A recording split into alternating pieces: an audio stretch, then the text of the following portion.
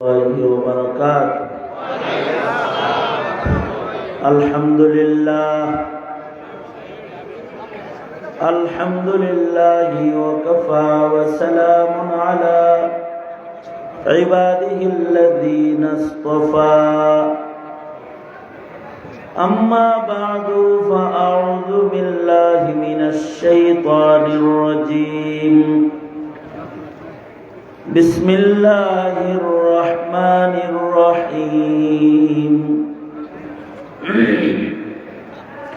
قل هل ننبئكم بالأخسرين أعمالا الذين ضل سعيهم في الحياة الدنيا وهم يحسبون أنهم يحسنون صنعا. وقال النبي صلى الله عليه وسلم: رب عمل صغير تعظمه النية رب عمل كبير تصغره النية، أو كما قال عليه الصلاة والسلام. اللهم صل على محمد وعلى آل محمد كما صليت على إبراهيم وعلى آل إبراهيم إنك حميد مجيد. اللهم بارك على محمد وعلى آل محمد كما باركت على إبراهيم وعلى آل إبراهيم إنك حميد مجيد. বগুড়া পৌরসভা 15 নম্বর ওয়ার্ডের ইমাম মুয়াজ্জিন কল্যাণ সংস্থার উদ্যোগে আয়োজিত চতুর্থ বার্ষিক তাফসীরুল কোরআন মাহফিলের মোহতারাম সভাপতি, উপস্থিত হযরত, বুজুর্গ, উলামায়ে কেরাম, সম্মুখপানে সমবেত দিন প্রিয়, ইসলাম প্রিয়, দিনদার, ইমানদার, মুমিন মুসলমান ভাইরা, পর্দার আড়াল থেকে আলোচনায় শামিল মা বোনেরা, আল্লাহর দরবারে শুকর, আল্লাহ তাআলা দ্বীনি নসিহতের মজলিসে উলামাদের সোহবতে জান্নাতের বাগানে আমাদের একত্রিত হওয়ার তৌফিক দান করেছেন। এজন্য মালিকের দরবারে শুকরগুজার হই, শুকরিয়া আদায় করি, কালিমাতুশ শুকর পড়ি, জবান ছেড়ে ভক্তি ভরে সমস্বরে আওয়াজ করে উচ্চ কণ্ঠে উচ্চ আওয়াজে একযোগে একসাথে সবাই বলুন আলহামদুলিল্লাহ। বিকাল থেকে শুরু করে হযরত, বুজুর্গ, উলামায়ে কেরাম গুরুত্বপূর্ণ নসিহত করেছেন। বিশেষভাবে শ্রদ্ধেয় বন্ধু আর বড় ভাই মাওলানা কাজী ফজলুল করিম রাজু সাহেব গুরুত্বপূর্ণ নসিহত করেছেন। আরও উলামা হযরতরা কথা বলেছেন। আমি বরকতের নিয়তে আপনাদের সামনে সূরা কাহাফের 103 এবং 104 নম্বর আয়াত আপনাদের সামনে তিলাওয়াত করেছি। নবীজির একটি গুরুত্বপূর্ণ হাদিস আপনাদের সামনে পেশ করেছি। এগুলোকে সামনে করে কিছু কথা আপনাদের সামনে বলবার ইরাদা। আল্লাহ তাআলা কিছু উপকারী কথা আপনাদের কানে পৌঁছানোর তৌফিক দান করেন। আওয়াজ করে বলুন আমিন। কোরআনে কারীমের সব সূরাই গুরুত্বপূর্ণ, তার ভিতরে বিশেষ বিশেষ কিছু গুরুত্বপূর্ণ সূরা আছে। যেই সূরাগুলো মুখস্থ করা অথবা যে সূরাগুলো অধিক পরিমাণে তিলাওয়াত, এটা মুমিনদের আমলের অংশ।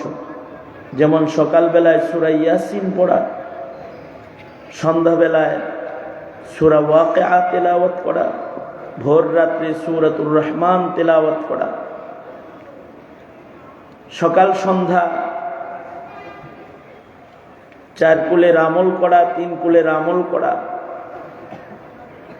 এগুলো মানব জীবনে গুরুত্বপূর্ণ আমলের অংশ। বিশেষ আয়াতে কারিমা আয়াতুল কুরসি সূরা হাসরের শেষ 3 আয়াত, এগুলো আগের যুগের সব মুসলমানের মুখস্থ ছিল। এমনকি সূরাতুল কাহাফ, এটাও আগের যুগে মুসলমানদের মুখস্থ ছিল।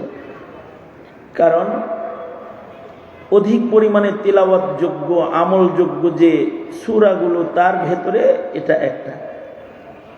সূরা কাহাফ যদি কেউ শুক্রবারে তেলাওয়াত করে, তাহলে এটা ফজিলত এত বেশি যে যারা নিয়মিত ইয়াউমুল জুমআতে সূরা কাহাফ তিলাওয়াতকারী হবে, তাদেরকে আল্লাহ তাআলা দাজ্জালের ফিতনা থেকেও হেফাজত করবে। তার মানে দাজ্জালের ফিতনা তো জমিনের সবচেয়ে বড় ফিতনা। হাসিনা ফিতনা আর কি ফিতনা, দাজ্জালের ফিতনা অনেক বড় ফিতনা। দাজ্জালের ফিতনা এত বড় ফিতনা যে দাজ্জাল মানুষকে কতল করবে, আবার মানুষ কতল করে আবার জীবিত করবে। দাজ্জাল এমন ফিতনা হয়ে আগমন করবে যে তার এক হাতে আগুন থাকবে আর এক হাতে পানি থাকবে, জান্নাত থাকবে, জাহান্নাম একদিকে থাকবে। সে জান্নাত দেখাবে, দোজখ দেখাবে। তার পানি পান করার জন্য, তার জান্নাতে ঢোকার জন্য যারা তার পক্ষ অবলম্বন করবে, তারা দোজখে চলে যাবে। আর তার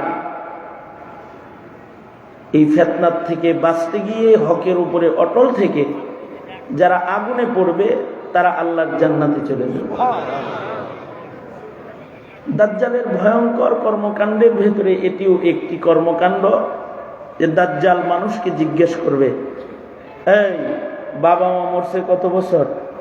তো বলবে 10 বছর, 20 বছর। তো দাজ্জাল বলবে, মা বাপ দেখতে মনে চায়?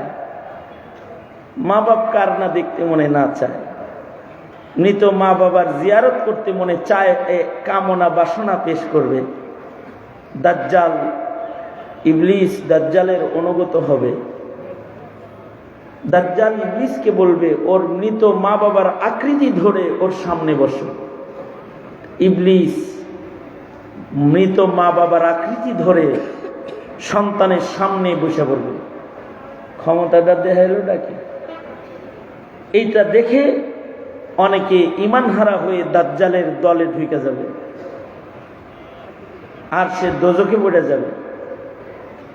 আর কিছু মুমিন আছে যাদের ঈমান এত শক্ত যে তারা এই সব তেলিসমাতি দেখার পরেও বলবে, এতদিন ছিল ইলমুল ইয়াকিন, কোরআন হাদিস থেকে শুনছি তুই বড় ফিতনা, এখন চোখে দেখতেছি তুই আসলেই তোর মারাত্মক ফিতনা।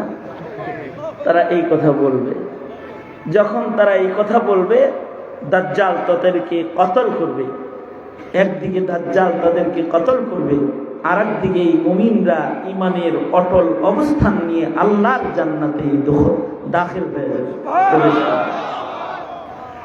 তাহলে দাজ্জালের ফিতনা কঠিন ফিতনা না? দাজ্জালের ফিতনার থেকে আল্লাহর রাসূল ১৫০০ বছর আগে দোয়া করছেন এবং আমাদের এই দোয়া শিখাইছেন।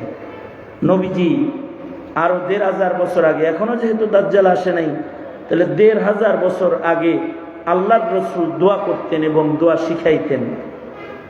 নবীজি দোয়া করতেন, আল্লাহুম্মা ইন্নী আউযু বিকা মিন মাসিহিদ দাজ্জাল। আল্লাহ, আমি আপনার কাছে ফিতনায়ে দাজ্জাল থেকে পানাহ চাই। এবং উম্মতকে এই দোয়া করার জন্য আল্লাহর রাসূল নির্দেশ করছেন, আল্লাহুম্মা ইন্না নাউযু বিকা মিন ফিতনাতিদ দাজ্জাল। আল্লাহ, দাজ্জালের ফিতনার থেকে তুমি আমাকে মুক্তি দাও। এটা দোয়া আল্লাহর রাসূল শিখাইছেন। কারণ দাজ্জালের চেয়ে বড় ফিতনা এই উম্মতের মধ্যে আর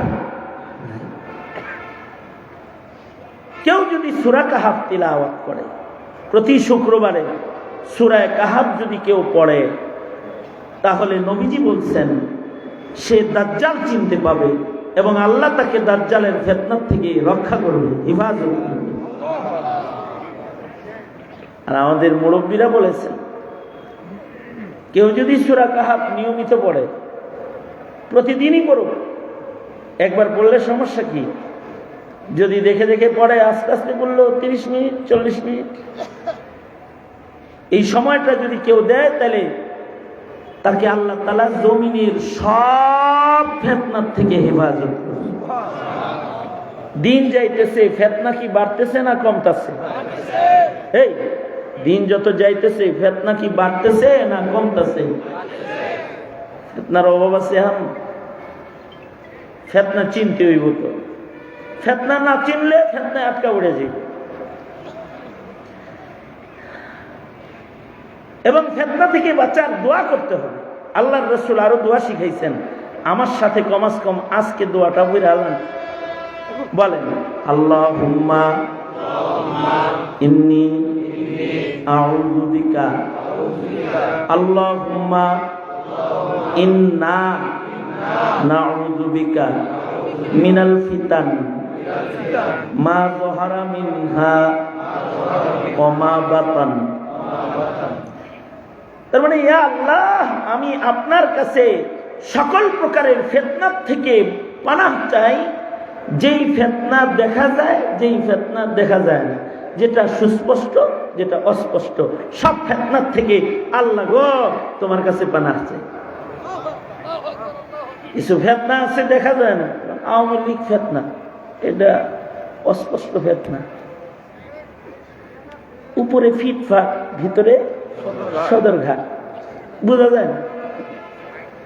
কারণ বেচারি ডেলি 70 রাকাত নামাজ পড়তো, কে বুঝবো যে হিন্দুর দালাল? বুঝেন বিষয়টা, বুঝেন? ডেলি যদি 70 রাকাত নামাজ কেউ পড়ে, হে যে আসলে মোদির দালাল, এটা বোঝার কায়দা আছে? সে কি মাওলা?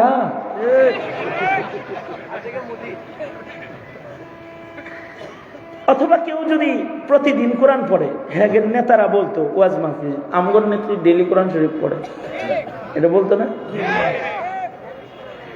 আমাদের নেত্রী প্রতি উপজেলায় একটা করে খোদার ঘর বানাইছে, মসজিদ, উপজেলা মসজিদ, মডেল মসজিদ।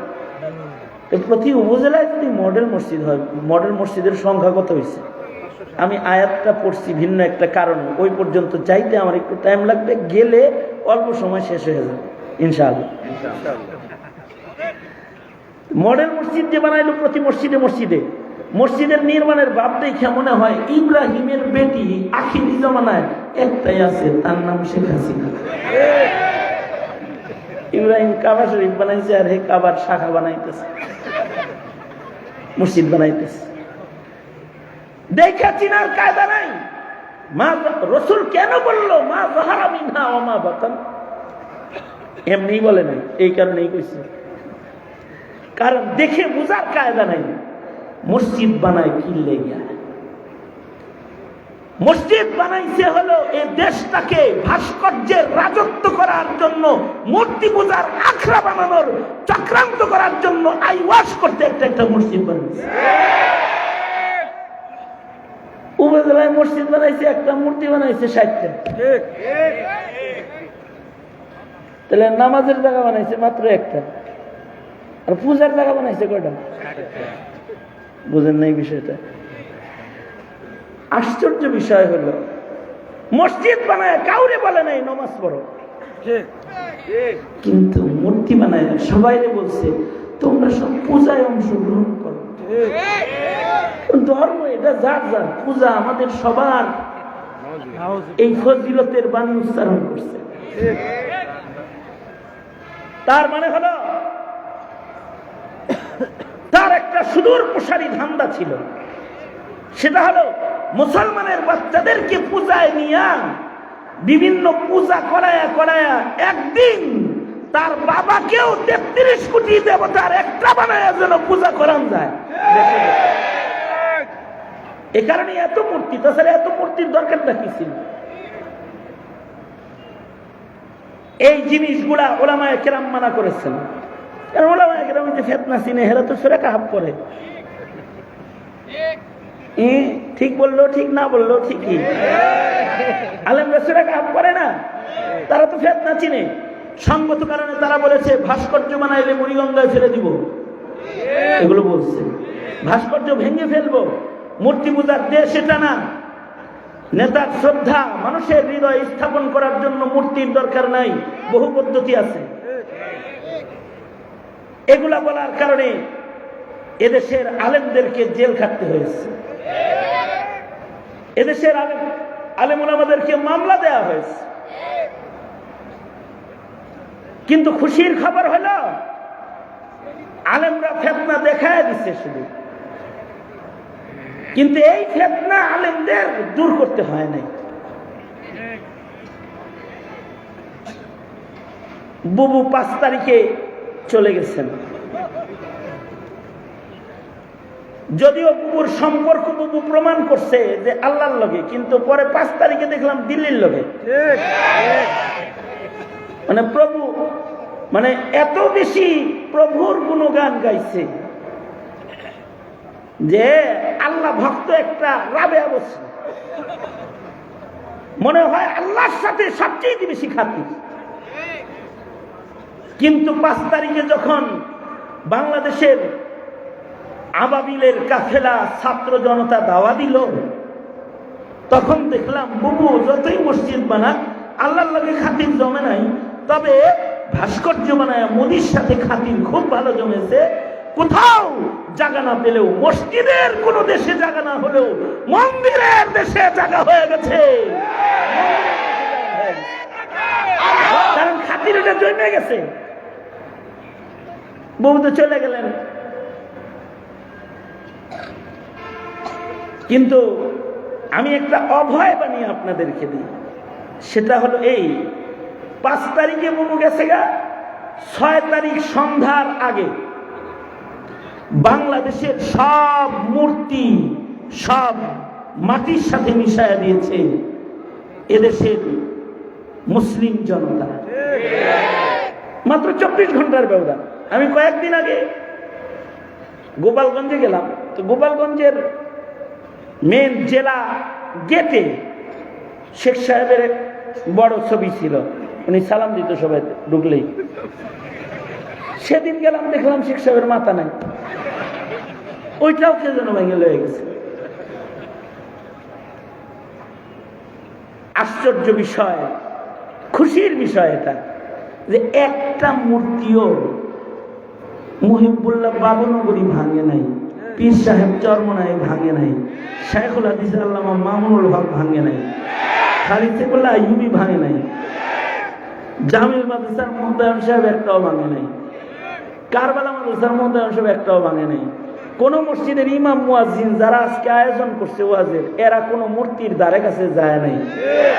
কোন মাদ্রাসার একটা ছাত্র একটা মূর্তি ভাঙে নাই। এই মূর্তিগুলা তারা ভেঙে ফেলেছে যারা হাসিনা ফেতনাকে আলেমদের সাথে সাথে ওরাও চিনেছে, আর আওয়ামী লীগ ফেতনাকে যারা চিনেছে তারা, এদেশের যুব সমাজ, এদেশের শ্রমিক জনতা, তারা ছাত্র জনতা, এরা সব মূর্তি বুড়িগঙ্গা পর্যন্ত নেয় নাই, যেটা যেখানে ছিল সেটারে সেখানে মাটির সাথে মিশিয়ে দিয়েছে, সেখানে দাফন করে দিয়েছে।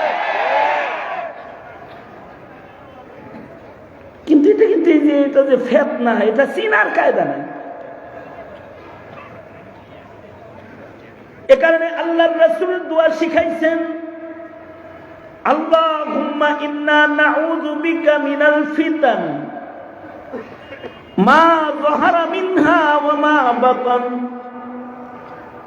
আল্লাহর কাছে বান্দা দোয়া করবে আর বলবে, ওগো আল্লাহ, তুমি আমাকে সকল প্রকারের ফিতনা থেকে পানাহ দাও, যে ফিতনা প্রকাশ্য যেটা অপ্রকাশ্য, সব ফিতনা থেকে তোমার কাছে পানাহ চাই। এটা দোয়া করবি। শুধু দোয়া করলে হয় না, আমাদের মাদারেসে কওমিয়াতে কিতাবুল ফিতান আলাদা অধ্যায় পড়ানো হয়, যেন প্রত্যেকটা আলেম ফিতনা চিনতে পায়। কারণ আলেমরা তো নায়েবে নবী, ফিতনা চিনে তারা সতর্ক করবে, এটা কিন্তু ফিতনা, এটা কিন্তু হতে দেয়া যাবে না। মুসলমানের দেশে মোদির আগমন এটা ফিতনা, আসতে দেয়া যাবে না। আলেমরা আন্দোলন করেছে, আলেমরা জেলখানায় গিয়েছে, এমন ভয়ঙ্কর গ্রেফতারি চক্রান্ত স্বাধীন দেশে ইতিপূর্বে কখনো হয় নাই। ব্যাপক পরিমাণে আলেমদেরকে গ্রেফতার করে জেলখানায় পাঠানো হয়েছে, কারণ কসাই মোদির আগমনের পরে কি ঘটতে পারে এটা কেউ না বুঝলেও আলেমরা বুঝছে। এ কারণে আলেমরা রাজপথে শাহাদাত বরণ করেছে, জেল জুলুম সব মাথায় নিয়েছে। তারপরেও জাতির কাছে কিন্তু তারা ফিতনাকে প্রকাশ করেছে। এই ফিতনা শুধু মৌলবী চিনলে হবে না, যত ফিতনা আছে সব ফিতনাগুলো প্রজন্মের প্রত্যেকটা সন্তানের চিনতে হবে, চিনলে বাঁচতে পারবে। এ কারণে আমরা যখন মাহফিলে বসে যাই তখন আমরা বলি, এই কাদিয়ানি কিন্তু ফিতনা, এটা চক্করে পড়ো না, এইটা চক্করে পড়লে কিন্তু ঈমান থাকবে না, এগুলো আমরা বলি। কারণ কাদিয়ানি চিনানোর মতো কোনো লেখাপড়া আমাদের সিলেবাসের ভেতরে নাই। নবী চিনানোর লেখাপড়া আমাদের সিলেবাসে নাই।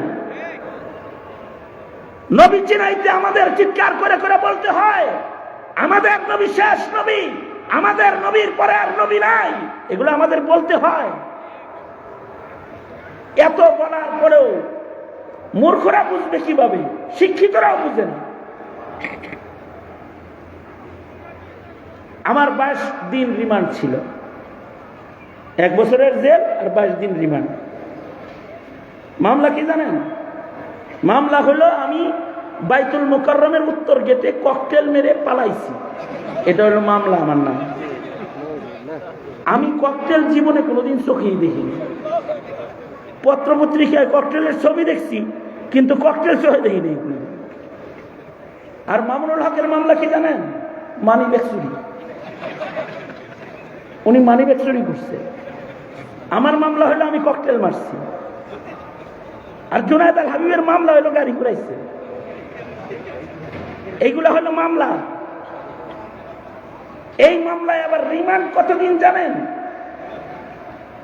এই সকল মামলার রিমান্ড 22 দিন, 48 দিন, 1.5 মাস রিমান্ড। আর এই রিমান্ড কত ভয়ঙ্কর! আমাদের মাদ্রাসার ছেলেগুলো যারা জেলখানায় হাজিরা দিতে আসে, ওদেরকে দেখবেন, যদি দেখতে যান দেখবেন ওদের হাত ওরা খুলতে পারেন, হাত এরকম কুকরানো মুসরান, কারণ প্লাস দিয়া চারিটাই না খুলে ফেলা হয়েছে। প্লাস দিয়ে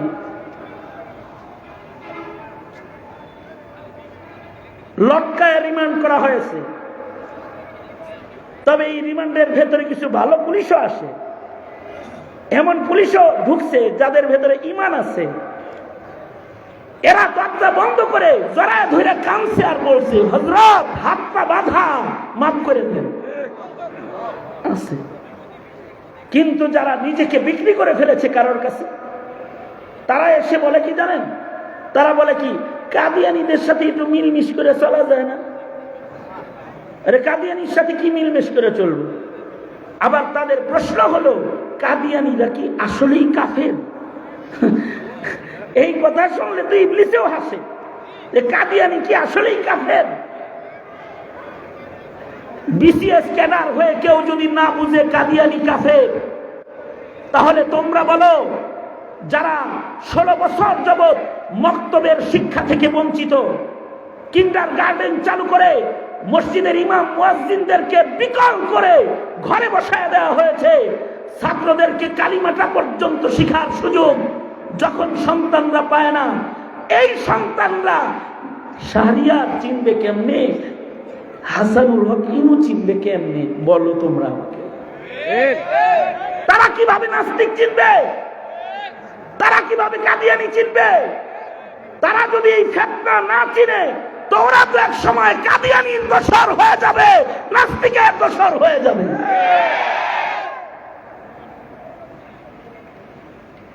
চোরের লিস্টি থানায় নাই সঠিকভাবে, কিন্তু মোল্লার লিস্টি ছিল।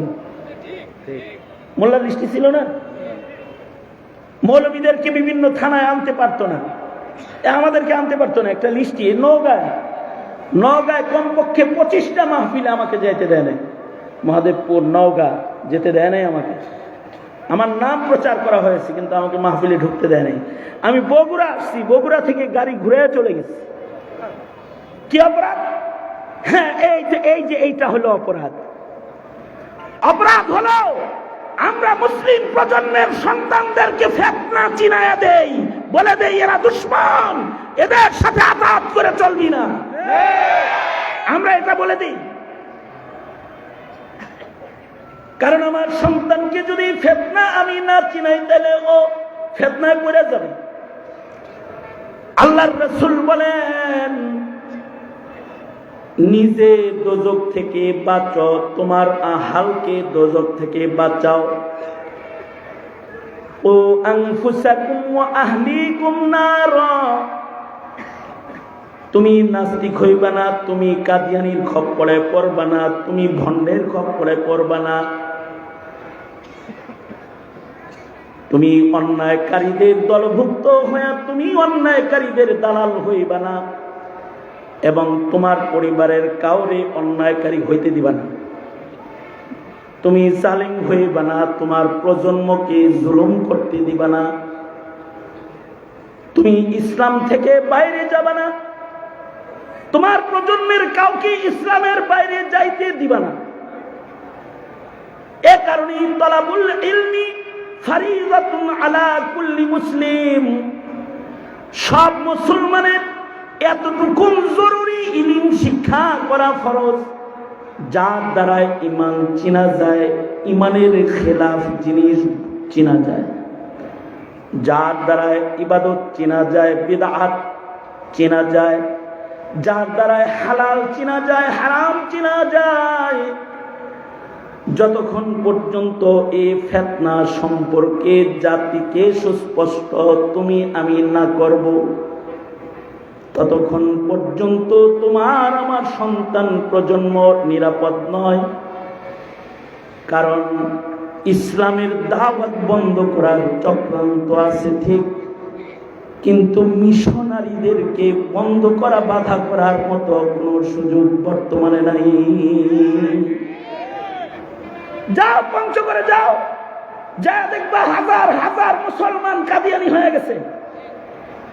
যাও নীলফামারী যাও, যা দেখবা খ্রিস্টান হয়ে গেছে। এই কিছুদিন আগে আমি কুড়িগ্রাম গিয়েছি, যা দেখলাম এক গ্রামে হাজার হাজার খ্রিস্টান হয়েছে। কারণ তারা খ্রিস্টান কি জিনিস, ইহুদি নাসারা কি জিনিস, কাদিয়ানি কি জিনিস, এই ফিতনাগুলো তারা চিনে না, বুঝে না, জানে না। তো শুধুই মাত্র দোয়া করলে হবে না, ফিতনাকে চিহ্নিত করতে হবে। এটা ফিতনা, চিহ্নিত করতে হবে। আর পাশাপাশি রাসূল বলে আমল করবা। কেউ যদি সূরা কাহাফ তিলাওয়াত করে, শুক্রবারের সূরা কাহাফের আমল যদি কেউ করে, তো আল্লাহর রাসূল বলেছেন আল্লাহ তাআলা তাকে দাজ্জালের ফিতনা থেকেও হেফাজত করবে। আর যদি সূরা কাহাফের আমল প্রতিদিন কেউ করে,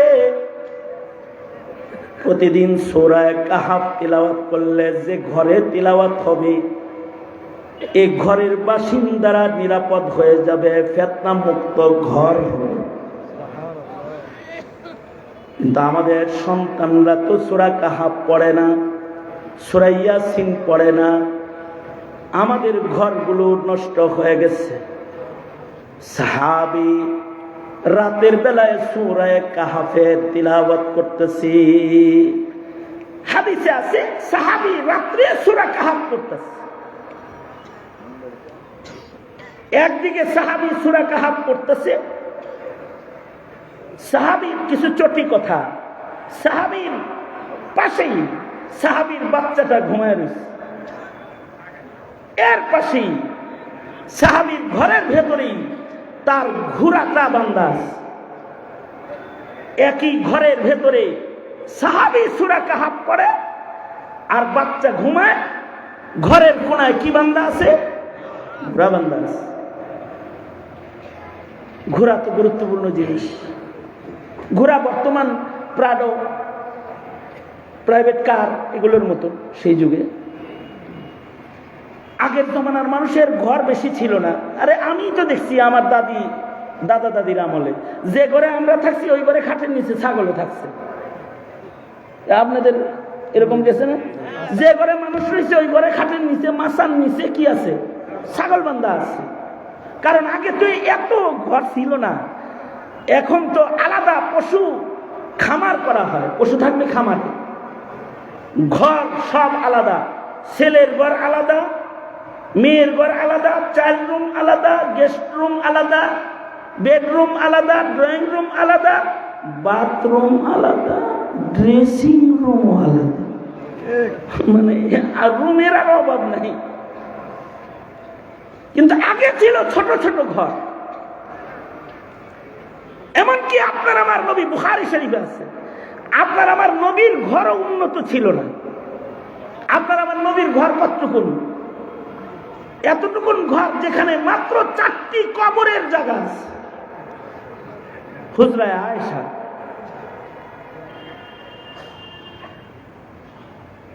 আর এর আগের যুগের মানুষ যে ঘরে থাকতো, পাহাড় কেটে কেটে তারা ছোট ছোট গুহার মতো ঘর বানাইতো। আজও টুরিস্টরা ওইগুলো দেখার জন্য চলে যায়, কিন্তু ওই গুহাগুলো ইবাদতের ছিল। ওই ছোট ছোট ঘরে কোরআন তেলাওয়াত ছিল। আমাদের ডুপ্লেক্স বাড়ির ভেতরে আল্লাহর নামের আওয়াজটা পর্যন্ত নাই।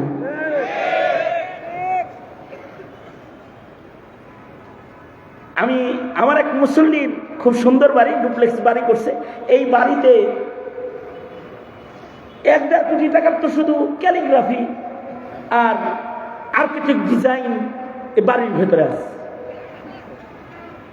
দৃষ্টিনন্দন বাড়ি কইরা অনেকের নাম গ্রিনিজ বুকে যায়।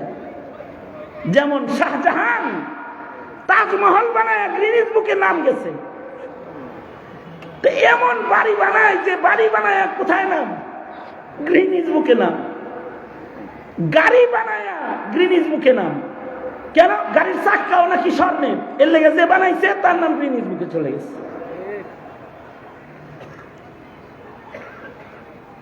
কিন্তু কিছু বাড়িওয়ালার নাম আকাশে একটা বুক আছে, ওই বুকে চলে যায়। কিছু কিছু বাড়িওয়ালার নাম, তাদের বাড়ি এইরকম আর্কিটেক্ট ডিজাইন নাই, তাদের বাড়িতে ওয়াইফাই কানেকশন নাই, তাদের বাড়িতে টেলিভিশন নাই, তাদের বাড়িতে সুন্দর মার্বেল পাথর লাগানো নাই, কিন্তু তাদের বাড়িটা আকাশে একটা খাতা আছে, বুক, ইবাদুর রহমান বুক, কোরআনে আছে ওয়া ইবাদুর রহমান। এই বুকের ভেতরে তার নাম চলে যায়। আল্লাহ তাআলা এই বাড়িওয়ালার নামটা ওই বুকে উঠায়া দেয়। আল্লাহু আকবার জোরে করে বলেন আল্লাহু আকবার। অথচ এই বাড়ির ভেতরে কি নাই?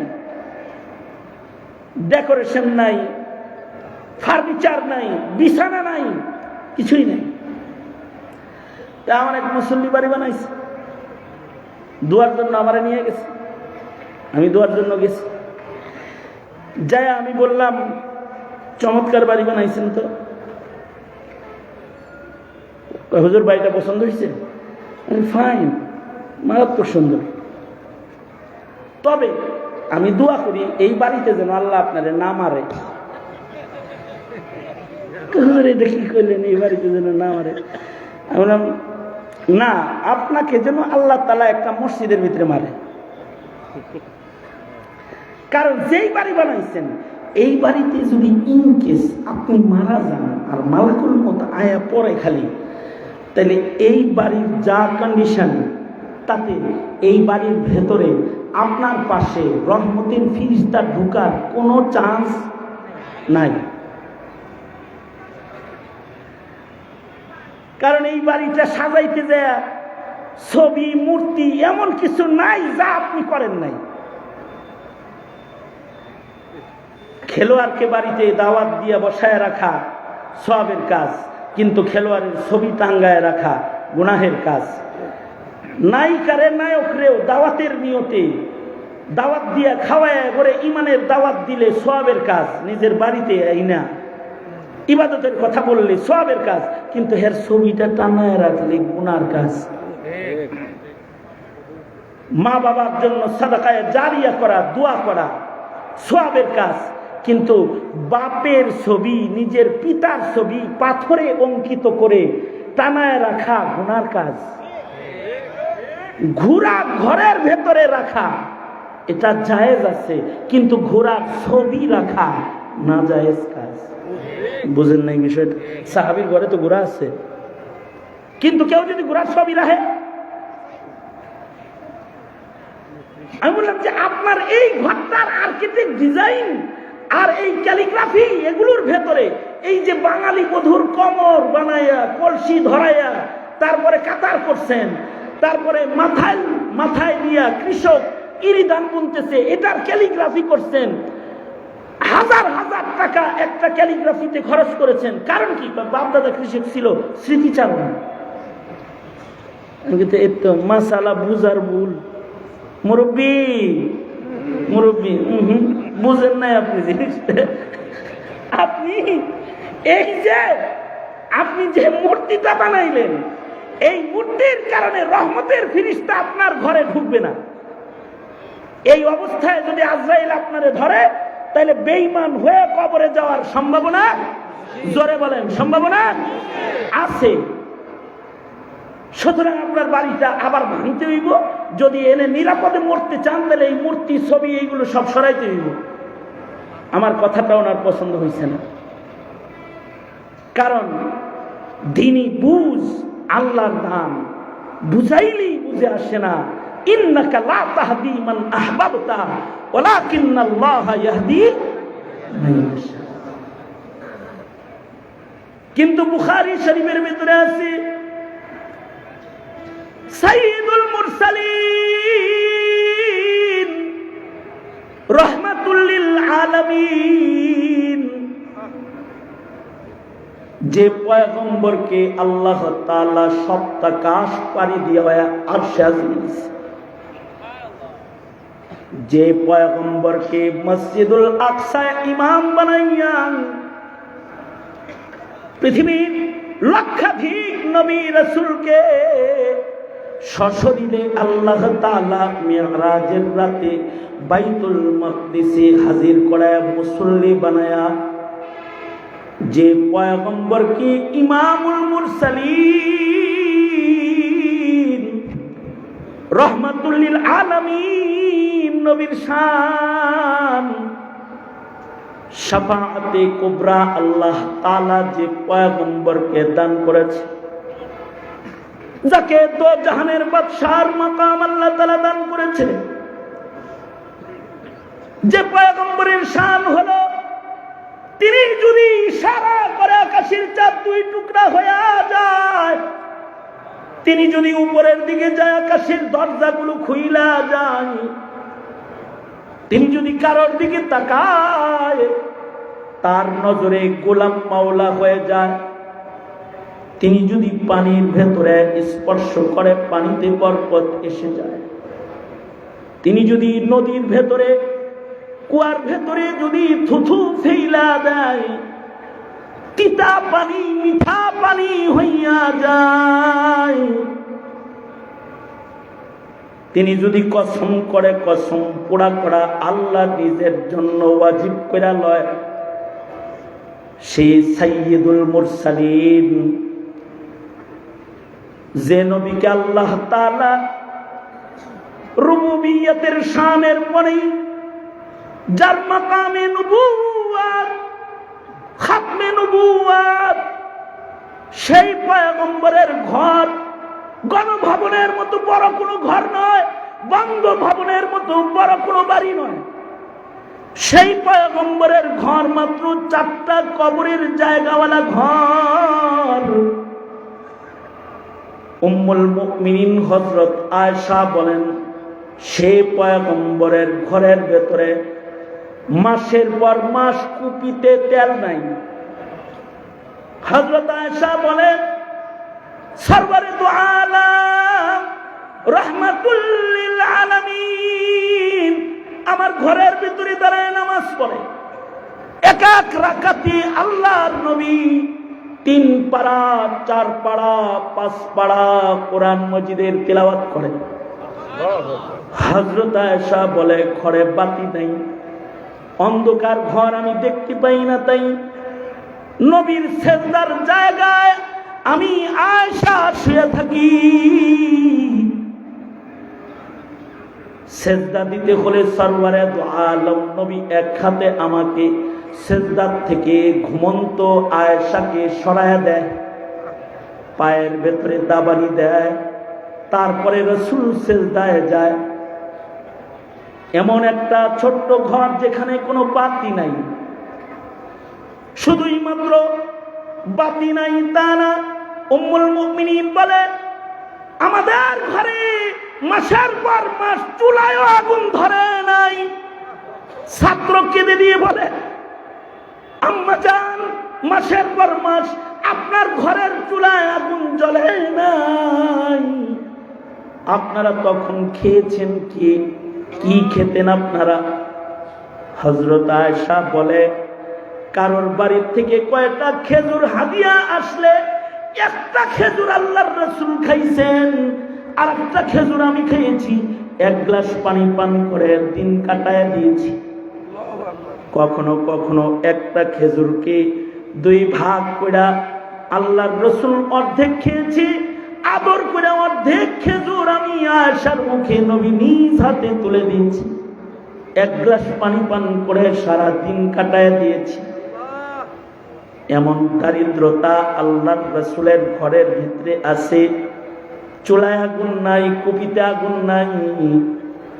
অথচ এই নবী যদি আল্লাহকে খালি বলতেন, ওগো আল্লাহ, এই উহুদ পাহাড় তুমি আমার জন্য স্বর্ণ বানায় দাও, যদি রাসূল এটা বলতেন, ওগো আল্লাহ, উহুদ পাহাড় আমার জন্য তুমি স্বর্ণ বানায়া দাও, মুহূর্তের ভেতরে মহান আল্লাহ উহুদ পাহাড়কে তার জন্য স্বর্ণ বানাতেন। আল্লাহু আকবার। কিন্তু সাইয়্যিদুল মুরসালিন ইচ্ছাকৃত গরিবী জীবনকে গ্রহণ করেছেন, যাতে হেল্পার, কন্ট্রাক্টর, শ্রমিক জনতা যারা দারিদ্রতার কারণে ঘরের চুলায় আগুন ধরে না, ওদের ভিতরে যেন বেদনা না থাকে। আল্লাহর রাসূল দারিদ্রতাকে বরণ করে নিয়ে উম্মতকে সান্ত্বনা দিয়ে ক্ষুধা পেটে আল্লাহর গোলামি করার স্বাদ শিখায় গেছে। আল্লাহর রাসূলের ঘরে বাতি নাই, কিন্তু রাসূল লম্বা নামাজ পড়ে। আল্লাহর রাসূলের ঘরে তেল নাই, কিন্তু আল্লাহর রাসূল সেজদায় পড়ে রুনাজারি করে। উম্মুল মুমিনিন বলে, নবীজি সেজদার ভেতরে এত লম্বা সেজদা আল্লাহর রাসূল দেয়, আমি আয়েশা মনে মনে ভাবি, রাসূল বুঝি দুনিয়ায় নাই। নবীর পা ধইরা আমি নাড়াচাড়া দেই, রাসূল জীবিত আছে কিনা এটা দেখার জন্য। হযরত আয়েশা বলে, নবীজি পা শক্ত করে ধরলে আমি বুঝি নবী বাঁচা আছে। নবীর মুখের কাছে কান লাগাইলে শুনতে পাই রাসূল অঝরে কাঁদতেছে, আর মুখে উচ্চারিত হচ্ছে, উম্মতি উম্মতি উম্মতি। আল্লাহ, ফিতনার জমানায় আমার উম্মত যেন ধ্বংস না হয়ে যায়, আমার উম্মতের ঈমান যেন নষ্ট না হয়, ময়দানে মাহশারে আমার উম্মত যেন আমার চোখের সামনে দোজখের আগুনে পইরা না যায়। রাসূল সেজদা দিয়ে কান্দে, সাহাবী সেজদা দিয়ে কান্দে। ছোট্ট ঘর, কিন্তু তাদের ঘর আল্লাহর কাছে দামি।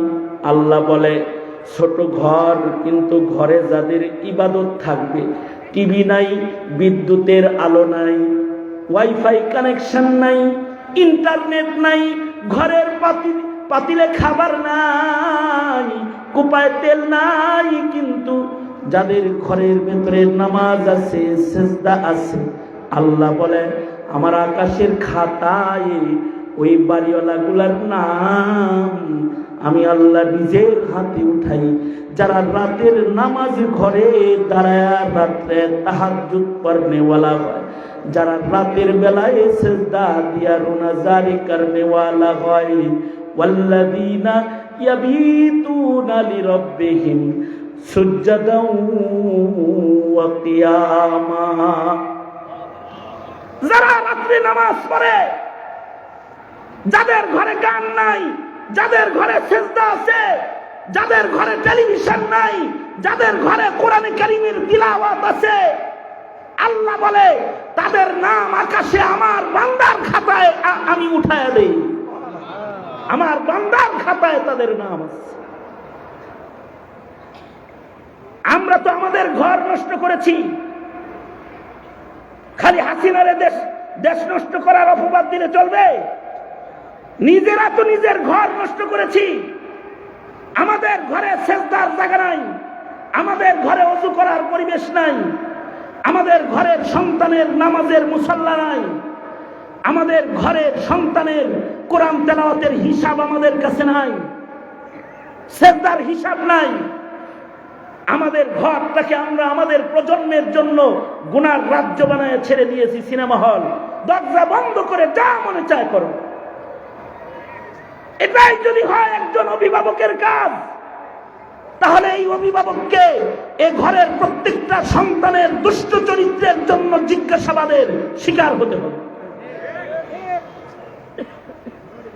এ কারণে আমি বলবো, সন্তানকে প্রজন্মকে ফিতনা চিনাও, প্রজন্মকে গুনার পরিবেশে ছেড়ে দিবা না, তাদেরকে ইবাদতের পরিবেশ করে দাও, বন্দিগির পরিবেশ করে দাও।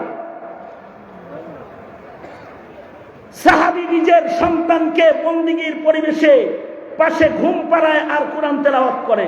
ঘরে কিন্তু গুড়াবান্দাস, ছোট্ট ঘর, কিন্তু হাদিসে আছে এই ঘরের ভেতরে আলো প্রবেশ করতেছে আকাশ থেকে, আর নূরানি কি যেন বারবার ঘরের ভেতরে ঢুকে পড়ে। আল্লাহু আকবার, জোরে করে বলেন আল্লাহ।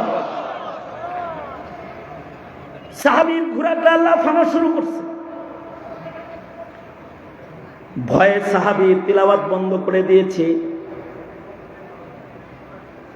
সকালবেলায় আল্লাহর রাসূলকে যায় সাহাবী বলে, ওগো আল্লাহর নবী, আমি আমার ঘরের মধ্যে কোরআনের তেলাওয়াত করতেছিলাম সূরা কাহফ।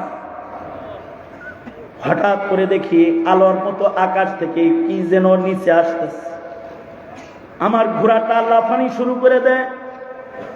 তখন আমি আমার তিলাওয়াত বন্ধ করে দিয়েছি। আল্লাহর রাসূল বলে, সাহাবী তুমি তিলাওয়াত বন্ধ করলা কেন? তিলাওয়াতটা তুমি জারি রাখতা।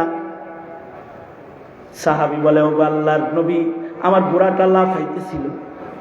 যদি ঘোড়াটা আমার সন্তানের উপরে এসে পাড়া দেয় তাহলে সন্তানের ক্ষতি হবে। সন্তানের মায়ায় আমি তিলাওয়াত বন্ধ করে দিয়েছি। আল্লাহর রাসূল বলে, সাহাবী তুমি যদি তিলাওয়াত বন্ধ না করতা, নবী কি খুশ খবর দিতেছে, তুমি যদি ঘরের ভেতরে তিলাওয়াত বন্ধ না করতা, আর যদি ঘরে সূরা কাহফ পড়তে থাকতা, তিলাওয়াত বন্ধ না করলে যে ফেরেশতারা সাকিনা নিয়ে তোমার কাছে আগমন করতেছিল, তারা শুধু তোমার ঘরে আসা যাওয়া কইরেই শেষ দিত না, তারা তোমার ঘর থেকে বিদায়ের সময় তোমার সাথে মুসাফা করত।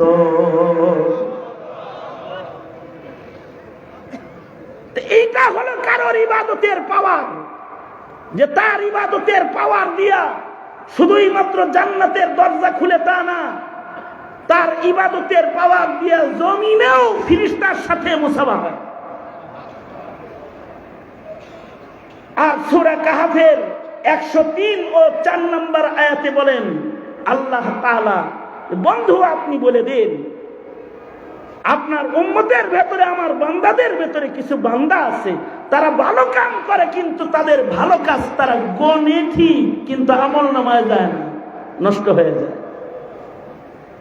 যেমন শেখ হাসিনা, তার মসজিদ গোনা যায় ঠিক, কিন্তু আমল নামায় যায় না। কারণ ইমানই যদি কারোর প্রশ্নবিদ্ধ হয়ে যায় তাহলে তো তার নেক আমলের কোনো দাম নাই। যার ইমানই নষ্ট হয়ে গেছে, যেমন কাদিয়ানি, যার ইমানই নষ্ট হয়ে গেছে, এবার কাদিয়ানিরা যদি এই দেশের সব মানুষের ক্ষুধা মিটায় ফেলায়, অনাহারীরে খানা খাওয়ায়, নেক কাজ কইরা যদি নেক কাজের পাহাড় জমা করে, যার ইমান নাই তার তো নেক কাজের কোনো মূল্য নেই। মানুষের নেকির কাজ নষ্ট হয় 3 কারণে। কয় কারণে বলেন? এক কারণে, যদি কারোর ইমান নষ্ট হয়ে যায় তাইলে সে নেকি করে কিন্তু তার নেকি গণনায় হয় না, কারণ তার ইমানই নাই, তার নেকির কোনো দাম নাই। কারণ নাম্বার 2, মানুষের নেকির কাজ নষ্ট হয় ইখলাস নষ্ট হয়ে। ওই যে ভাইজান বলতেছিল না, ইন্না সালাতি ওয়া নুসুকি ওয়া মাহইয়ায়া ওয়া মামাতি লিল্লাহি রাব্বিল আলামিন। নেকির কাজ মাইকিং করার লেগে না, নেকির কাজ কারে পাওয়ার লেগে? জোরে আওয়াজ করে বলেন, আল্লাহকে পাওয়ার জন্য নেকির কাজ।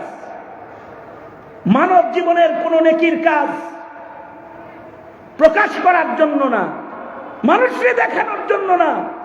আমার জীবনের যত নেকির কাজ আছে সব লিল্লাহ, আল্লাহর জন্য নিয়ত করে যদি কেউ করে তাহলে তার অল্প আমল নাজাতের জন্য যথেষ্ট হয়ে যায়। 2টা। 3 নাম্বার, মানুষের নেকি নষ্ট হয় মাসআলার অভাবে। কিসের অভাবে? জোরে আওয়াজ করে বলেন, আরো জোরে করে বলেন। মাসালা তো ইঞ্জিনিয়ার শিখাইবো আপনাদের, কি কথা করেন না? কিন্তু ডাক্তার সাহেব শিখাইবো না কিছু মাসালা? কারণ অনেক ডাক্তার, অনেক ইঞ্জিনিয়ারের দাবি আমরাও জানি, এটা তাদের দাবি, কিন্তু মাসালা কিন্তু এটা এক জটিল জিনিস, যেটা খালি উপরে পড়লেই মাসালা বাইর করা যায় না, যতক্ষণ না পর্যন্ত ইলমের গভীর তলদেশ পর্যন্ত যাওয়ার ফাকাহাত আলেমে দ্বীন হিসাবে তার ভেতরে না আসে। এ কারণে ডিজিটাল মুফতি যারা, তাদের ফতোয়ায় খালি ভেজাল লাগে। যারা তাদের জীবনে ফতোয়া দেয় কুরআন ও হাদিসের বাহ্যিক তরজমা দেখে ফতোয়া দেয়, কিন্তু এর গভীরে যাওয়ার যোগ্যতা তার নাই। কারণ এমনও সমস্যা আমাদের জীবনে আছে যেই সমস্যাগুলো নবীর জমানায় ঘটে নাই, ঘটছে 500 বছর পরে, 1500 বছর পরে। এই মাসালার সরাসরি আলোচনা তো কুরআন ও হাদিসের ভেতরে সরাসরি বিদ্যমান নাই। যেমন মোবাইল, এই যে একটা মোবাইল, এই মোবাইলের আলোচনা এটা সাহাবায়ে কেরামের যুগে নাই, তাবিঈনের যুগে নাই, তাবিঈনের যুগে নাই, আরে আমাদের হাফিজি হুজুর, পীরজি হুজুরের যুগেও নাই। আর আমাদের এক একজনের পকেটে 2টা 3টা আছে। এত মোবাইল সহ আমি নামাজ পড়বো কেমনি? মাসআলা যদি না জানে, আর যদি মুফতির সোহবত ছাড়া সাহেবের মতো ফতোয়া দেয়, তাইলে বলবে যে সবাই নামাজ বাদ। বুঝেন নাই কথাটা? আমি ছোট্ট করে একটা জিনিস বুঝাইতে চাই। মনে করেন মোবাইল ছাড়া মানুষ নাই, এমনকি সাদ সাহেবের পকেটেও স্ক্রিন টাচ মোবাইল আসছে, তাই না? আমাদের সবার পকেটে স্ক্রিন টাচ মোবাইল আছে।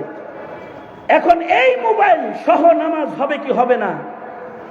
যদি মাসআলা দিতে হয় তাহলে কোরআন হাদিসের ডাইরেক্ট তরজমা পড়ে মাসআলা দেওয়া যাবে না, এর গভীরে যাওয়ার যোগ্যতা আগে অর্জন করতে হবে। আচ্ছা, উদাহরণস্বরূপ আমি বলি, যেমন আমি আজকে আমার আলোচনায় হযরত আয়েশা সিদ্দিকার একটি হাদিস বলেছি। সেটা হলো এই, হযরত আয়েশা বলেন, আমি নবীজির সেজদার জায়গায় শুয়ে থাকতাম, নবীজি সেজদায় যাওয়ার সময় আমাকে সরাইয়া সেজদায় যাইতেন। বুখারী শরীফের বর্ণনা। তাহলে এই বর্ণনা থেকে ইঞ্জিনিয়ার আর ডাক্তার সাহেব কোনো মাসালা বের করতে পারবে না। কিন্তু মুফতি মাসআলা বের করতে পারবে। যেমন যেমন মুফতি এখান থেকে মাসাইল বের করেছে, মহিলার সাথে স্পর্শ হলে ওযু ভাঙে না। এটা এই হাদিস থেকে এই মাসালাটাও বের হয়। কারণ নবী নামাজরত আয়েশার পায়ে দাবানি দিছে, তাতে ওযু ভাঙে নাই। তাই কি ওযু করে কেউ যদি বললো মুয়ানাকা করে ওযু ভাঙবো? মানে কথার কথা, মনে করেন যে আপনি ওযু করছেন, ওযু করে মসজিদে যেতেছেন, ভাবিয়া কই যাও, আপনি তখন কি করবেন? মুসাফা করে মানা করে বলবেন আল্লাহুম্মা জিদ মুহাব্বাতি লিল্লাহি ওয়া রাসূলিহি, আটকাইছো আমি নামাজে যাই, ছেড়ে দাও। আচ্ছা, যদি এই এতটুকুন আপনি করেন, তাতে আপনার ওযু নষ্ট করতেছো কেমিয়া? নষ্ট হবে না। এই যে নষ্ট যে হবে না, এটা আছে কোন জায়গায়? নারীর স্পর্শে ওযু ভাঙে না, এটা তো ডাইরেক্ট খুঁজে পাইবা না। এই হাদিসের পাতা উল্টায় গভীরে গেলে দেখা যায় যে নারীর স্পর্শে ওযু ভাঙে না। যেমন রাসূলের যুগে এই সমস্যা হয় নাই, কিন্তু নবীর 500 বছর পরে দেয়া হয়েছে। বাগদাদে এক মহিলা মরা মানুষের গোসল দিত, ওই এলাকায় এক লোক মারা গেছে। মারা গেছে পরে তো লোকজন আইসে হেরে গোসলের জন্য নিতে। ইন দি মিন টাইম এই সময় এই মহিলার ঋতুস্রাব চলে, মাসিক। এখন মহিলার মনে ধান্দা, আমি নিজেই না পাক, আর একজনকে গোসল করার মতো মরা মানুষ যে আল্লাহর কাছে যাবে, জায়েজ না না জায়েজ জানার দরকার আছে না? একটা পেস লাগছে, খটকা লাগছে। সে বাগদাদ জামে মসজিদের মুফতি সাহেবরে যায় বলে, আমার তো ঋতুস্রাব চলে, এখন আমি কি মরা মানুষের গোসল দিতে পারবো কি না, জায়েজ আছে না নাই, এটা জানতে আইছি, কারণ আমারে নিতে আইছে। বাগদাদের মুফতি সাহেব ছাত্র নিয়ে বসে রয়েছে, পড়াইতেছে ছাত্র। উনি বললেন, যান যান, ডিস্টার্ব করেন না তো, জায়েজ আছে, যান গোসল দেন না। মুফতি সাহেব কয়, জায়েজ আছে মানুষ যদি জিগাইতে দলিল কই আছে কি কম? আজব মহিলা তো আপনি। বলেন বুখারী শরীফে আছে। কি কইছে? হ্যাঁ, বুখারী শরীফে আছে, এটা কয়ে দিন। মহিলা তো চলে গেছে, বুখারী শরীফে আছে। ছাত্রকর প্রশ্ন হলো যে বুখারীতে এটা কোন জায়গায় আছে? এখন হুজুর তো জালালি তো বিয়াতে আছে, হুজুরে তো জিগাইতেও পারে না। সবাই মিলা বুখারী খুললা দেখে, মাসিকের হালতে গোসল দেওয়া যায় কই আছে, মাসিকের হালতে গোসল দেওয়া আছে কই আছে। সব মিলা বুখারী খতম দিয়েও দেখে যে এর ভিতরে ঘোরার দিন কিচ্ছু নাই। পরে ছাত্ররা যায় হুজুরে কয়, হুজুর বললেন যে বুখারীতে আছে, পাই না তো খুঁজা।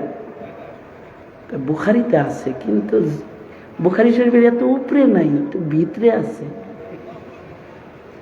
কিছু জিনিস উপরে থাকে, পেঁয়াজ আলু মাটির উপরেই থাকে, ওটা লাঙ্গলের ফাল দিলেও বাইরে হয়। কিন্তু সোনার খনি, গ্যাসের খনি, তেলের খনি এত উপরে থাকে না যে কৃষকের লাঙ্গলের ফাল দিয়ে এটাকে বাইর করে আলাইব, এত উপরে থাকে না। হুজুর বলে কি, দেখো মাসিকের হালতে মরা মানুষকে গোসল দেওয়া যাবে, কথাটা বুখারীতে আছে কিন্তু সরাসরি নাই, একটু পেশায় ঘুরায় মুড়ায় আছে। কেমনে? কই যে আল্লাহর রাসূল ইতিকাফে ছিলেন, আর নবীজির মাথা ধোয়ার দরকার পড়েছে, নবী মসজিদের জানালা দিয়ে মাথাটা হুজরায় আয়েশায় বাইর করে দিছে, আর হযরত আয়েশা মাসিকের হালতে রহমাতুল আলামিন নবীর মাথা ধুইয়া দিতেছেন। এটা তো আছে। তোমাকে মরা মানুষের দাম কি নবীর মাথার চাইতে বেশি নাকি, যে ওইটা গরম যাইব না?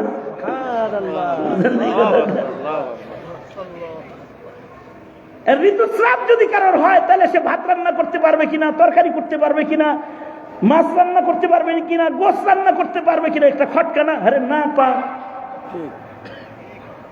কিন্তু নবীর একাত্রা আমল থেকেই সব মাসআলা বের হয় যে নাপাক দেহ ঠিকই, কিন্তু তার কারণে কিছুর সাথে ছোঁয়া লাগলে হেডল নাপাক হয়ে যাবে, বিষয়টা তা না।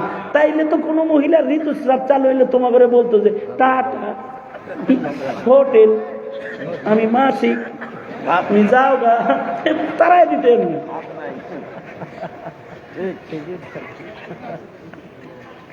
আচ্ছা, এখন মাসালা হলো যে পকেটে মোবাইল বাজতেছে নামাজের ভিতরে, বুজুর্গি দেখা যদি কয় খুশি খুশির সাথে নামাজ পড়তে মোবাইলের বন্ধ করে হিন্দি গান বাজতেছে। হ্যাঁ, নিজের নামাজ তো নষ্ট করছে, মুসল্লি যা ছিল সবাই নামাজ নষ্ট করছে। এখন কথা হলো, তুমি তোমার নামাজ সহ মুসল্লির নামাজ কিভাবে বাঁচাবে? জায়েজ আছে তোমার জন্য এক হাতে মোবাইল বন্ধ করা, এইটা তো তুমি কোরআন হাদিসের কোন জায়গায় খুঁজে পাবা না। এটা বুখারীর এই হাদিস যদি তুমি তাকায়া দেখো যে নবীজি নামাজরত এক হাত দিয়ে আয়েশা সরাইতেছে, তার মানে এটাকে বলা হয় আমলে কালিল, আর আমলে কালিল দিয়া নামাজ নষ্ট হয় না।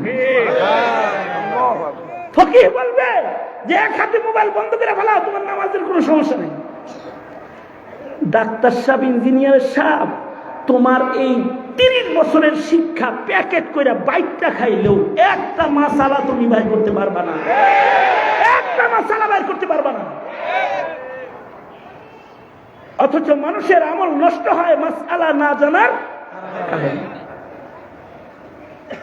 আচ্ছা, আরো সহজ একটা উদাহরণ দিয়ে আমি আমার আলোচনা শেষ করে দিই।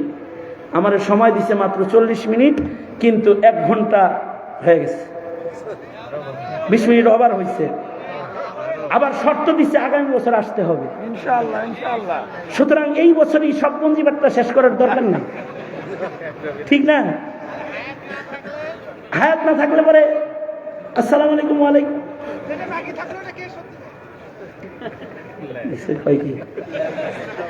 আচ্ছা, আর একটা শুনেন, আমাদের দেশে ইদানিংকালে শাহরুখ খান স্টাইলের চুল কাটার প্রবণতা, মানে এদিক দিয়ে নাই, বাটি ধইরাই বিচাই সাহালাইছে, আর এদিক দিয়ে নড়ে চড়ে। আচ্ছা, মাথাটা যদি এই হয়, আচ্ছা বলেন তো, এই মাথায় টুপি থাকবো জীবনেও? ইন কেস টুপি যদি ভালো করে বসানো না থাকে, তাহলে তো চুলের বারে টুপি রুকুতে গেছে আর টুপি পরে গেছে, পড়ছে না? পরে কিনা? এখন কথা হইল, টুপি যে মাথার থেকে পড়লো নিচে, টুপিটা কি ওখানেই থাকবে নামাজ পর্যন্ত, নাকি এটা উঠানো হবে? কোনটায় উপকার বেশি? এটা হইল মাসালা। আপনি যদি বুজুর্গের মতো এরকম করেন, কতক্ষণ পর টুপি দেখেন, তো হিসাব করবেন যে ইস, টুপিটা পড়ে গেল। এই টুপির চিন্তায় আপনার 4 রাকাত নামাজ শেষ, বুঝলেন নাই? কারণ আপনার তো সেজদার জায়গায় ওটা পড়ছে, তো আপনি তো কতক্ষণ পর পর খালি দেবেন, হায় আমার টুপি, হায় আমার টুপি, হায় আমার টুপি। আচ্ছা, এ তো গেছে আপনার নামাজ, আর আপনার ডাইন পাশে আর বাম পাশে যে আছে, ও যে মগা চৌধুরী, আমার মাথারটা পরে না, তোরটা পড়ছে কে? আমার মাথারটা পরে, ডাইন পাশে এর নামাজও গেছে, বাম পাশে যে আছে এর নামাজও গেছে। এত মানুষের নামাজ নষ্ট না করে ফকিহ বলে তুমি আমলে কালিল করো, পরে যাওয়া টুপিটাকে এক হাতে উঠায়া সুন্দর করে বসায়া দাও, নিজের নামাজও বাঁচাও, সবার নামাজ বাঁচাও। এতটুকুন আমলে কালিল দিয়া তোমার নামাজের কোনো ক্ষতি হবে না। কিন্তু যদি তুমি এটা উঠাইবার যায়, যদি 2 হাতে এমনি করে ধরো,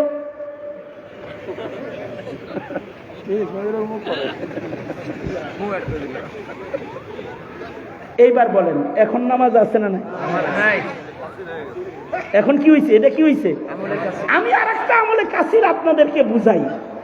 আমি হারাম শরীফে নামাজ পড়তেছি, আমার সাথে এক বুড়া চাচা নামাজ পড়ে, কাফনের তো পকেট নাই, বুঝেন নাই?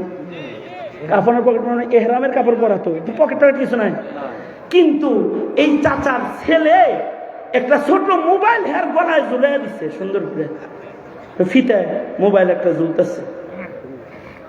একদিক দিয়ে হারাম শরীফের নামাজ শুরু হয়েছে, আর এক দিক দিয়ে এটা কেরকেরানি শুরু হয়েছে। এটা তো বাস্তি আছে, বাস্তি আছে। 2 রাকাত নামাজে তো জোরে কেরাত ছিল, বাদ্যযন্ত্রের আওয়াজ অত বোঝা টোজা যায় নেই। কিন্তু যখন তাশাহুদের শুরুতে বসছে, এরপর তার কেরাতে কিছু নেই, এখন খালি বাজে বাজে বাজে। পারে তো পাশের নামাজিওয়ালা হেরে ধরে বসে, ভাবটা এরকম হইতেছে আর কি, এত জোরে বাঁচতেছে। আশপাশে সবার নামাজ শেষ। চাচা শেষ বেলায় কি করছে জানেন? আমরা সবাই যখন রুকুতে গেছি, উনি আস্তে করে ফোনটা ধরে কয়, এই পরে কল করিস, নামাজে আছি।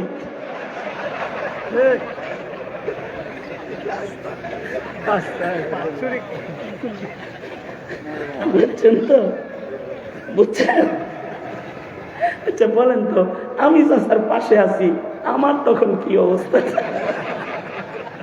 আপনি যদি এই চাচার পাশে দেখতেন, আপনি কি হইতো কোন? এর ভিতরে চাচার কোনো সমস্যা নাই, উনি দিব্যি নামাজ পড়তেছে।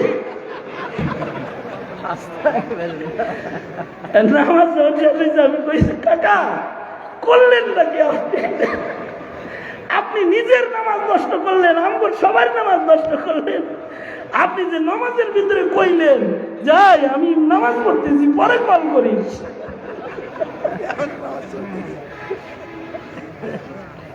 এটার নাম হলো মাসাইল। আদার ব্যাপারী জাহাজের খবর লওয়ার লেগে যাইবে না, সাবধান করে দিলাম। তুমি আদার ব্যাপারী হয়ে জাহাজের খবর নিতে যাবে না। উম্মতের আলেম আছে মাসালা বাইর করার জন্য, ফতোয়াবাজি তুমি করবে না। তোমারটা হলো ফতোয়াবাজি, আর মৌলবী যেটা কয় এটারে ফতোয়াবাজি কয় না, এটারে মাসাইলের আলোচনা বলে। তাইলে মাসআলা না জানলে কি হয়? আমল নষ্ট হয়, ঈমান নষ্ট হয়। ওই কথাটা আল্লাহ বলেন, কুল বন্ধু আপনি বলে দেন, হাল নুনাব্বিউকুম বিল আখসারিনা আ'মালা আল্লাযীনা দাল্লা সা'য়ুহুম ফিল হায়াতিদ দুনিয়া ওয়া হুম ইয়াহসাবুনা আন্নাহুম ইহসিনুনা সুনআ। খালি হিসাব করলে চলে না। ইসলাম ফাউন্ডেশন আমরা বানাইছি, হিসাব করলে চলে না। ইস্তেমার জায়গা আমরা দিছি, হিসাব করলে চলে না। সব উপজেলায় একটা করে মসজিদ বানাইছি, হিসাব করলে চলে না। প্রতি রাকাতে 70 রাকাত পড়ি, প্রতি রাত্রে হিসাব করলে চলে না। এক পারা করে কোরআন পড়ি।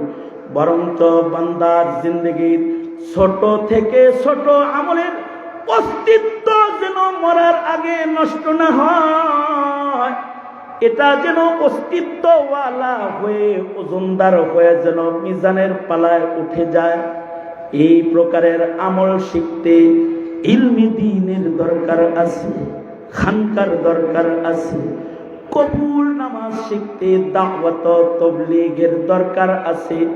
এই সব মেহনতের মাধ্যমে জাতিকে এমন আমল শিখানো হয় যে আমল আয়তনে হবে অল্প, কিন্তু মিজানে হবে ভারী।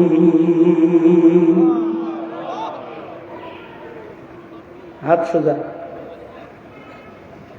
তাহলে বুঝে থাকলে বলেন, মাসাইল শিখার জন্য মাদ্রাসা দরকার আছে না নাই? বুঝে থাকলে বলেন, আমলের প্রশিক্ষণ অনুশীলনের জন্য তাবলীগের দরকার আছে না নাই? খুলুসিয়াতওয়ালা আমল করার জন্য পীর মুরিদি খানকারও দরকার আছে না নাই? তবে এই সব কর্মকাণ্ড হতে হবে নায়েবে নবীর নিগরানিতে, তাছাড়া মাসাইল নষ্ট হয়ে যাবে। সুতরাং সোজা করেন হাত। আলেম ওলামা যেখানে, আলেম নাই যেখানে, এমনি এমনি কন, এমনি এমনি কন, আলেম ওলামা নাই যেখানে। সুতরাং যেই তাবলীগে আলেম ওলামা নাই, সেই তাবলীগে আমরা নাই। যেই তাবলীগে আলেম ওলামা নাই, যেই খানকায় আলেম ওলামা নাই, যেই রাজনীতিতে আলেমদের সমর্থন নাই, লাঠি মারি ওই রাজনীতির চৌকাঠে বারবার আমরা। কারণ এদেশের রাজনীতি মানুষকে বেঈমান বানানোর জন্য না। এদেশের রাজনীতি হবে 17 কোটি মুসলমানের ঈমান রক্ষা করার জন্য। সুতরাং ভাওতাবাজির দিন শেষ, কোরআন সুন্নাহর জোরে বলেন ভাওতাবাজির দিন শেষ। সুতরাং ঈমান আকীদা সংরক্ষণে আলেমরা, ইমামরা, উলামায়ে দ্বীন যখন যে আহ্বান করবে তাদের সাথে একাত্মতা প্রকাশ করে প্রজন্মের ঈমান আমল বাঁচাইতে সাথে থাকবেন। কারা কারা হাত তুলে দেখান।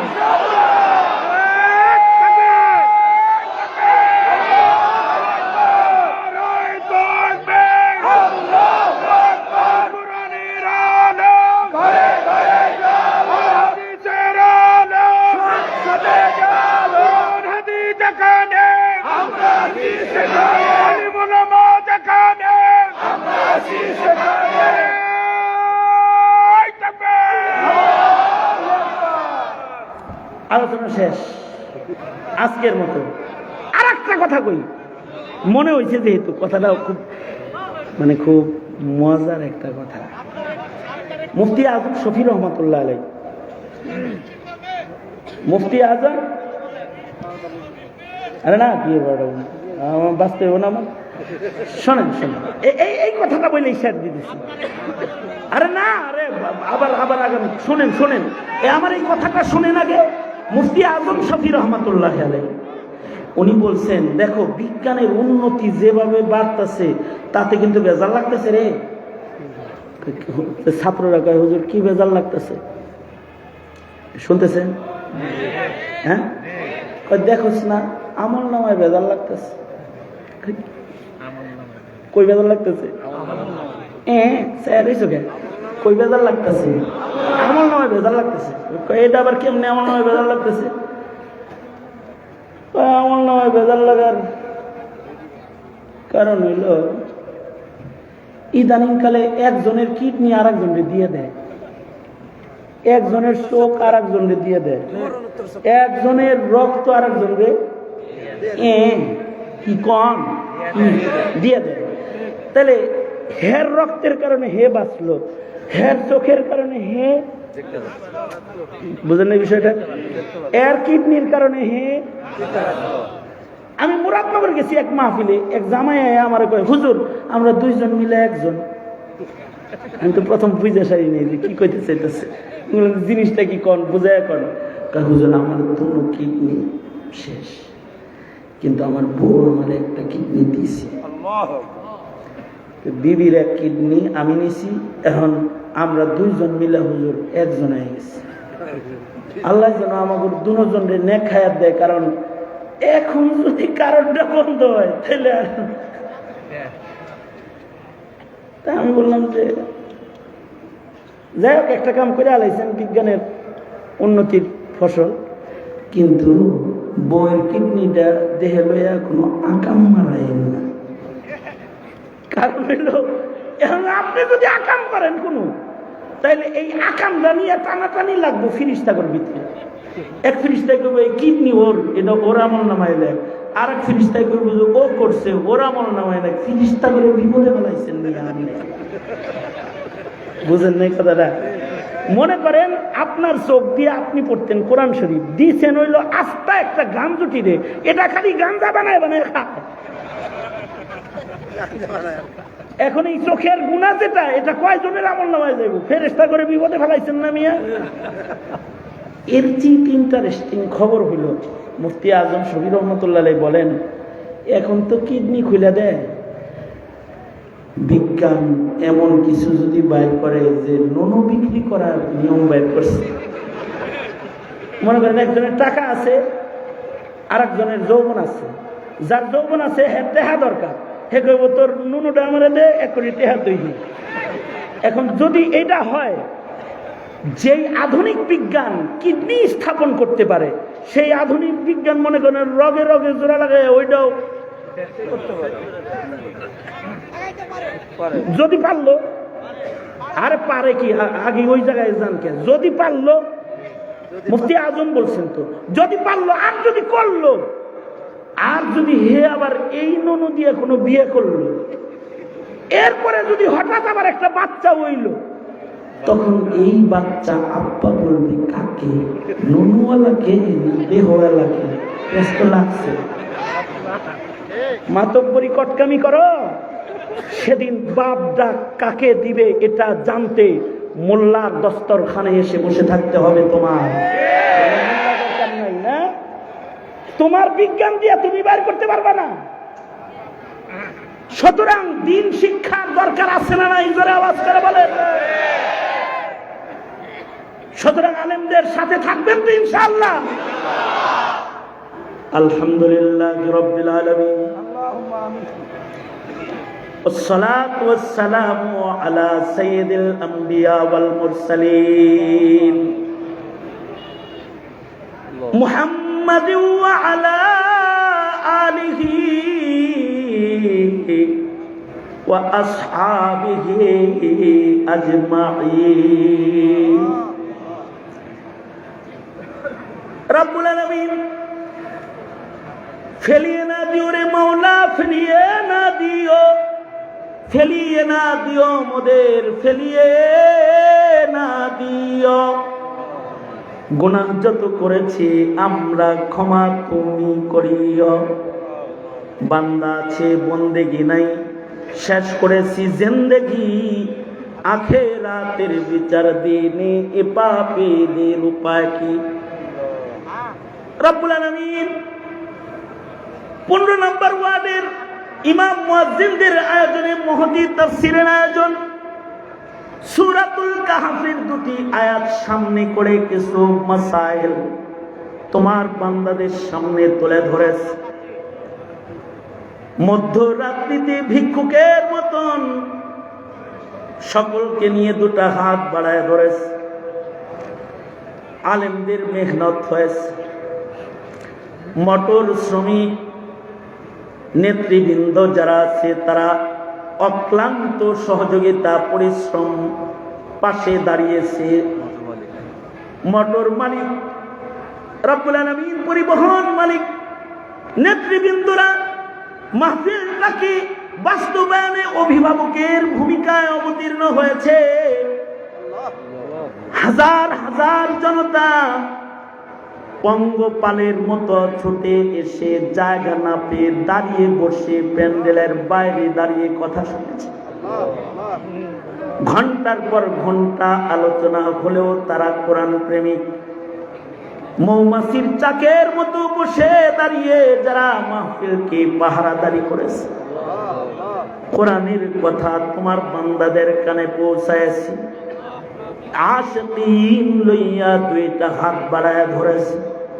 জিন্দেগির সব গুনাহের জন্য তোমার কাছে মাপ চাই। ও জাহানের মালিক আল্লাহ, মেহেরবানি করে সকলের জিন্দেগির সব গুনাহ তুমি মাফ করে দাও আল্লাহ। জেনে না জেনে অন্ধকারে আলায় গোপনে প্রকাশ্যে যত পাপাচার করেছি ক্ষমা করে দাও। বেপানাহকে পানাহ দাও, বেরুজিকে রুজি দান করো, অশান্তি দূর করে শান্তির ফয়সালা করো, সকলের নেক হাজত পূরণ করে দাও। মোটর মালিক সমিতির প্রত্যেকটা সদস্যর ইয়া আল্লাহ জান মালের নিরাপত্তা তুমি দাও। গাড়িগুলোকে আমন সালামত দান করো, রোজগারের ভেতরে বারাকা দান করো। রব্বুল আলামিন, যে সকল উলামায়ে দ্বীন মেহনত করেছেন নায়েবে নবীর দপ্তরে তাদের নাম উঠায় দাও। আল্লাহ কোরআনের মেলাকে কেন্দ্র করে ইয়া আল্লাহ অত্র অঞ্চলে তুমি সুন্নতের হাওয়া জারি করে দাও আল্লাহ। রব্বুল আলামিন, ভিক্ষুকের মতো 2টা হাত বাড়ায় ধরেছি। জিন্দেগির এমন কোন মুনাজাত বাদ নাই যে মুনাজাতে মা বাবার কথা বলি নাই, যে মুনাজাতে হারিয়ে যাওয়া আব্বা আম্মার স্মরণ করি নাই। ইয়া আল্লাহ, আমরা যারা বাপ হারিয়ে ফেলেছি, যাদের বাবা কবরে চলে গেছে, রব্বুল আলামিন তাদের বাবারে জান্নাত দিয়ে দাও। অনেকের মা হারায় গেছে, জীবনে কোনোদিন মা ডাক তাদের নসিব হবে না, জীবনে কোনোদিন আব্বা ডাক তাদের নসিব হবে না। ওগো আল্লাহ,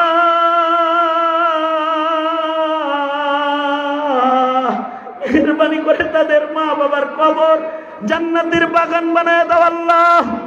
যাদের আব্বা আম্মা আছে, হায়াত বাড়ায় দাও, বেশি বেশি করে খেদমত করতে পারে তৌফিক দাও। রব্বুল আলামিন আমাদের সালাম প্যারা নবীর রওজায় আতহারে পৌঁছায় দাও। জানি না কোন দোকানের কাফন আমাদের জন্য রেডি হয়ে গেছে, কোন চোপের বাস না জানি আমাদের জন্য পেকে গেছে, কখন জানি মসজিদের কোনার পালকি বাড়ির দুয়ারে দাঁড়ায় যায়। ওগো আল্লাহ, কবরের পালকি পাঠানোর আগে আমাদের নাম তোমার প্যারা বান্দা বান্দির দপ্তরে উঠায়া দিও আল্লাহ। বুড়াদের হযরত আবু বকর বানায় দাও, যুবক গুলাকে খালিদ বিন ওয়ালিদ বানায় দাও, পর্দার আড়ালের মা বোনদের ফাতেমা খাদিজা বানায় দাও। ছাত্র জনতাকে তোমার কাছে আমানত দিয়ে গেলাম, তারিবুল ইলমদের জেহন যাকাওয়াত বৃদ্ধি করে দাও, ফাহম সমঝ আলী বানায় দাও। আকাবিরদের খালা পূরণ করার জন্য ওদের কবুল করে নাও। ইয়া আল্লাহ, এই বগুড়া শহরে তুমি বারাকা দান করো। ইয়া আল্লাহ, জামিল মাদ্রাসা থেকে শুরু করে যত মাদারিস এই ময়দানে রয়েছে, এই জমিনে দাঁড়িয়ে রয়েছে, রব্বুল আলামিন প্রত্যেকটা মাদ্রাসার খেদমত এলাকাবাসীকে প্রাণ উজাড় করে করার তৌফিক দাও। মিল্লাতের ইমাম মুয়াজ্জিন উলামায়ে কেরামদের আজমত মোহাব্বত দিলে বসায় দাও। ইয়া আল্লাহ, তাদের রাহনুমাই অনুসরণ করার তৌফিক দান করো। রব্বুল আলামিন প্রতি বছরে মাহফিলকে তুমি কবুল আর মঞ্জুর করে নাও। যত কল্যাণ মঙ্গল শব্দ অকল্যাণ হতে ধরে ধরে বাঁচাও। اللهم عافنا في قدرتك وادخلنا في رحمتك. اللهم إنا نسألك العفو والعافية في الدنيا والآخرة. نسألك دوام العافية وتمام العافية والشكر على العافية. سبحان ربك رب العزة عما يصفون وسلام على المرسلين والحمد لله رب العالمين. মুসাফা হবে না, সালামে বিদায়। আমার হাতে স্টিক লাগানো আছে, এই জন্য মুসাফা হবে না। আসসালামু আলাইকুম ওয়া রাহমাতুল্লাহি ওয়া বারাকাতুহু। আমার মনে আশাটা পুরো হচ্ছে হযরতের সামনেটা গল্প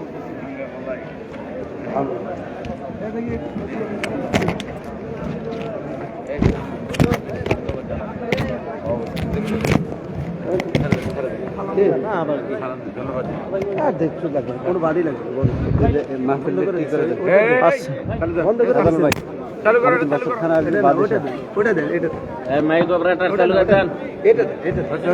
আসসালামু আলাইকুম রহমতুল্লাহি ওয়া বারাকাতুহু। সম্মানিত শ্রোতাবৃন্দ, দিনদার ইমানদার মুসল্লি ভাই সব, আপনার